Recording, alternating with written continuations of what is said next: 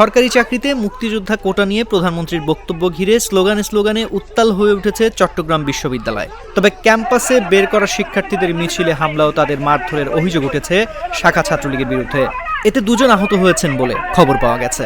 রোববার রাত 11:30টায় শিক্ষার্থীদের মিছিলে এ হামলার ঘটনা ঘটে। প্রত্যক্ষদর্শী সূত্রে জানা যায়, প্রধানমন্ত্রীর বক্তব্য ঘিরে বিক্ষুব্ধ শিক্ষার্থীরা রাতে ক্যাম্পাসের 0 পয়েন্টে সমবেত হন। এ সময় তারা তুমি কে আমি কে, রাজাকার রাজাকার, চেয়েছিলাম অধিকার, হয়ে গেলাম রাজাকার ইত্যাদি স্লোগান দিতে থাকেন।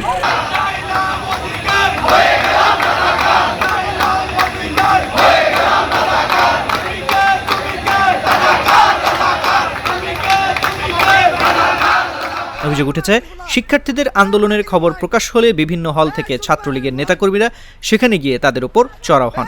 এ সময় সুমন নামের এক শিক্ষার্থীকে বেধড়ক মারধর করা হয়। সুমন চবির রাষ্ট্রবিজ্ঞান বিভাগের 2022-23 সেশনের শিক্ষার্থী।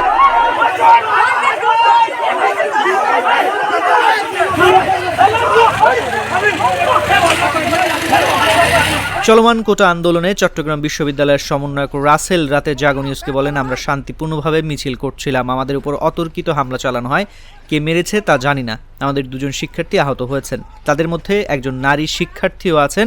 আমাদের মিছিলে ককটেল বিস্ফোরণ করা হয়েছে।